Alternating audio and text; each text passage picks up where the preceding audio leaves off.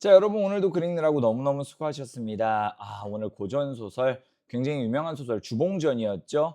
우리가 가정 소설이라고 볼 수도 있고 영웅 소설이라고 볼 수도 있거든요. 같이 한번 살펴보면서 인사이트 얻어 가시죠. 제가 여러분들께 고전 소설 독해에서 가장 중요하게 말씀드리는 것 일단 원포인트부터 체크할게요. 고전 소설은요. 장면 단위로 요약하면서 읽으셔야 돼요. 여기까지 주봉이하고 천자하고 이야기하는 장면. 여기서부터는 혜선이하고 부인이 이야기하는 장면. 세 번째는 아들 혜선이하고 주봉이하고 이야기하는 장면. 여기서 인물관계 파악한다면 주봉이가 부인의 아들이 되니까 이 둘은 할머니와 손자 관계가 되겠다라고 체크해 보실 수가 있겠죠. 장면 단위로 요약하면서 인물관계를 파악하신 다음에 예를 들어 선지를 읽다가 좀 내가 기억나지 않는 부분이 나왔어. 그럼 이게 몇 번 장면이었지? 라고 생각한 다음에 해당 장면으로 빨리 돌아가셔서 그 안에서 해당 내용 다시 한번 읽고 선지하고 비교해서 정답을 골라내시라, 이런 말씀 드리는 거예요. 제가 여러분들께 계속 말씀드리지만 모든 내용은 외울 수가 없고요. 장면 단위로 일단 정리만 해놓고 선지에서 물어보면 해당 장면으로 가서 다시 확인해서 문제 풀어라 라고 이야기하는 겁니다. 여러분들이 내용을 외울 수 없을 정도의 굉장히 지엽적이고 치사한 정보들까지 물어본단 말이에요. 그럼 여러분들이 2,000자가 넘는 글을 읽으면서 이 모든 치사한 내용들을 외우면서 읽을 수가 없게 되잖아요. 그렇기 때문에 장면 단위로 묶어놨다가 치사한 거 물어보면 빨리 그 장면으로 가서 확인하라, 요 맥락인 겁니다. 장면으로 묶어놔야 여러분이 더 빨리 읽을 수 있고 선지에서 물어봐도 더 빨리 돌아가서 확인할 수가 있는 겁니다. 장면 단위의 요약이 잘 안 된 친구들은 선지에 나온 정보를 다시 한번 지문으로 돌아가서 확인하려다가 허둥지둥 돼. 어딘지 모르거든. 글이 너무 기니까 어디였지 하다가 놓쳐버린단 말이야. 장면 구분이 일종의 서랍장을 만들어 놓는 거랑 비슷하다라고 볼 수가 있겠네요. 자, 좋습니다. 그럼 읽어보시면은 보기부터 볼까요? 주봉전은요 3대를 중심으로 해. 아이고, 인물이 많이 나온다. 이산은 가족끼리 흩어지는 거죠. 시련을 겪고 상봉이니까 일종의 극복이라 볼 수 있겠네요. 여러분, 고전소설은요 언제나 시련과 극복으로 이루어져 있다. 그리고 이 시련과 극복 안에서 비현실적 요소들이 많이 드러납니다. 비현실적 요소의 다른 말이 전기성이에요. 전기성은 기이함, 신비로움, 신기한 걸 전하는 요소가 전기성입니다.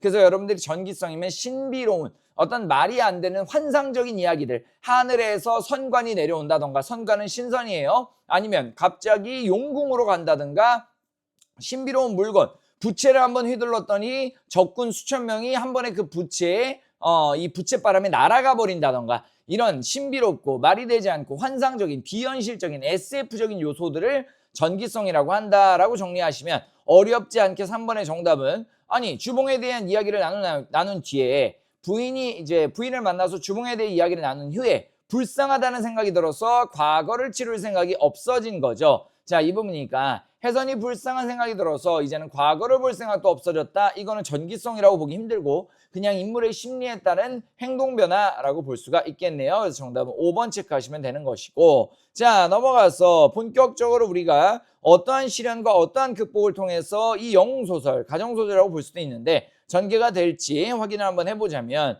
옥경의 선관이 신선입니다. 항상 인간 세상 제일봉우리에 와서 놀았는데 황제는 인간 세상의 왕이죠. 거동 움직이는 걸 보고 아이고, 인간 세상의 왕이구나, 급히 올라가느라 옥저와 검은고를 버리고 가게 되었다. 옥피리와 검은고가 되겠네요. 그럼 이건 하늘의 물건이고 여기서 전기적 요소가 좀 드러나고 있다라고 볼 수 있겠네요. 주봉 오늘의 주인공입니다. 여러분이 제목을 먼저 확인하셨다면 주봉이 주인공이라는 거 어렵지 않게 기억할 수 있겠죠. 주봉은요 영웅적 면모를 가지고 있을 거예요. 지금부터 보시면 옥저와 검은고를 아무도 연주하지 못하고 아무도 뭔지 모르는데 주봉이만 뭔지 알고 심지어 연주까지 할 수 있었죠. 그래서 여기에 주봉의 영웅적 면모가 드러나고 있다라고 체크하시면 되겠고요. 자, 여러분 여기 보시면 누군가 당신한테 질문을 하고 있습니다. 이거는 작품 속의 인물이 아니라는 거예요. 왜냐하면 큰 따옴표가 없잖아요. 인물의 대사가 아닌데, 아이고 하늘의 선관이 가졌던 보물인데 그걸 다른 사람들이 어떻게 알겠어? 누가 독자한테 질문을 한단 말이에요. 갑자기 이야기 속에 들어와서 개입을 한단 말이에요. 이걸 우리가 서술자의 개입이다.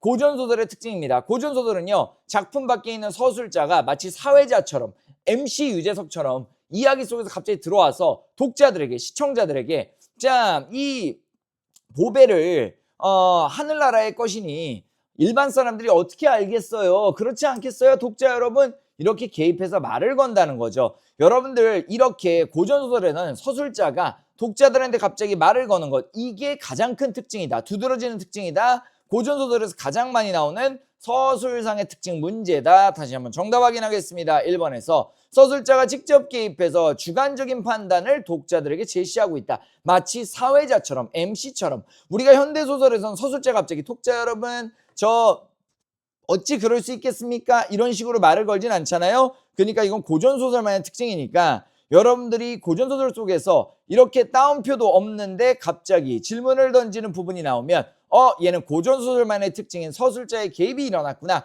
그리고 얘는 문제로 출제될 수 있겠구나. 고전소설만의 특징이니까 미리 체크를 해두시고 넘어가셔라. 그러면은 1번 문제에서 여러분이 허둥지둥 되지 않고 맞아, 아까 나는 이미 지문 읽을 때 확인했어 라고 정리할 수가 있겠죠. 자, 좋습니다. 어쨌든 이 주봉이와 천자 사이의 이야기인데 옥저가 뭔지 그리고 연주까지 해드렸다. 그래서 주봉이가 굉장히 대단한 영성을 지니고 있다 파악할 수가 있었고요. 주봉이의 시련이 시작됩니다. 다른 신하들의 질투로 인해서, 유정환이라는 인물의 질투로 인해서 결국에는 주봉이가 쫓겨나게 되는 거죠. 두 번째 장면으로 갑니다. 주봉이는 쫓겨나게 되고 수적은 도적이에요.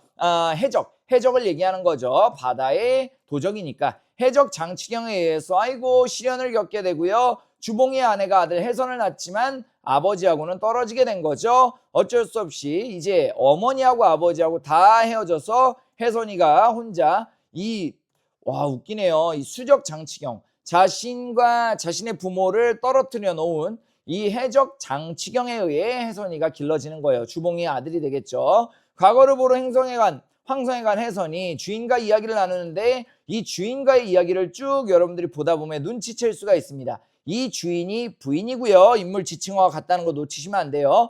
이 주인이 부인이고 부인이 누굽니까? 맞아요. 주봉이의 엄마. 주봉이가 누구죠? 혜선의 아버지죠. 그러면 이 부인이 혜선의 할머니가 되겠다. 인물관계도 체크하시면서 손자와 할머니가 이야기를 나누고 있다. 근데 웃기는 건요. 자, 여기에서 옥저와 검은고를 가져가는데 부인이 자기 아들과 비슷하게 혜선이라는 인물이 이 옥저하고 검은고를 불고 있는데 혹시 우리 아들의 자식, 즉 내 손자가 아닐까라는 생각은 못한다는 거야. 그냥 더욱 슬퍼하다가 주봉이를 생각하고 옥저와 검은고를 내어줬다. 죽은 자식을 생각하여 주는 것이니 부디 자주 들러주시오. 자신의 손자라는 걸 파악한 건 아니고 그냥 너가 옥저하고 검은고를 불고 있는 걸 보니까 우리 아들이 생각나. 그러니까 너한테 줄게 라고 했기 때문에 이 부인이 할머니가 혜선의 연주를 들은 다음에 혜선이 주봉과 필시 인연이 있구나 라는 것을 확신하고 있다는 건 볼 수 없는 거죠.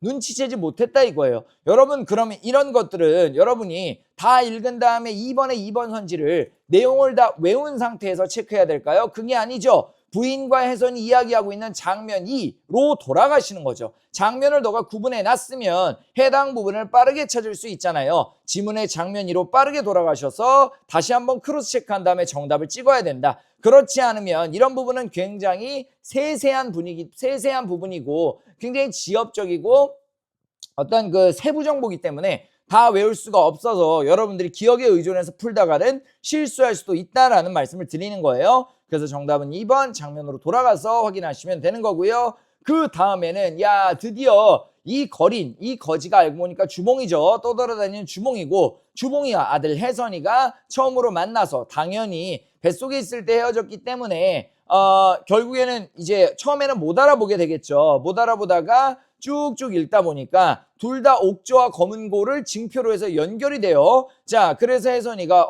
이상하다. 주봉, 우리 아버지가 떠난 지가 14년이고 내 나이가 14세. 사람들마다 내가 이 거린과 같다니 실로 이상하구나. 인연에 대해 고민하면서 혹시 이 거지가 주봉, 우리 아버지가 아닐까라는 생각을 하고 있다라고 체크하시면 되겠습니다. 자, 좋습니다. 이렇게 여러분들이 1, 2, 3번 문제 체크하시고 장면 단위로 나눠서 독해하시는 게 중요하다라는 말씀을 드리는 거예요. 오늘의 데일리 퀴즈는요, 좋습니다. 고전소설의 가장 큰 특징, 시련과 극복으로 하겠습니다. 답변에다가 시련과 극복, 모든 고전소설은요, 시련과 극복을 통해서 흥미를 전달하고 교훈을 전달한다. 여러분들 이거 생각하시면서 답변으로는 시련과 극복이라고만 적어주시면 되겠습니다. 여러분들 오늘도 글 읽느라 너무너무 수고하셨네요. 자, 오늘의 문장입니다. 간디의 문장이라고 해요. 너의 믿음이 너의 생각이 되고요. 그렇죠? 나의 생각이 곧 내가 맺는 말이 된다. 말이 결국 행동이 되는 거고, 행동을 여러 번 하면 습관이 되고, 습관이 내 인생의 가장 큰 가치가 되고, 그 가치가 결국에 나의 운명이 된다. 즉 운명은요, 우리의 믿음으로부터 출발한다라는 문장이었어요. 여러분들, 나는 될 수 있는 사람이다. 여러분들이 될 수 있다고 생각하는 거 믿으시고요. 여러분이 할 수 있다라는 모든 것들, 여러분이 갖고 싶은 것들, 이루고 싶은 것들, 그리고 여러분 자신에 대해서, 여러분을 사랑하는 사람들에 대해서도 믿음을 가지시고 하루하루 살아가다 보면 그게 여러분의 운명이 되리라고 확신합니다. 여러분 오늘도 글 읽느라 너무너무 수고하셨고, 저는 여기서 인사드릴게요. 1일 1주문 1코칭 오늘도 너무너무 고생했어. 저랑 제출하면서 또 이야기 나눕시다. 내일 봅시다.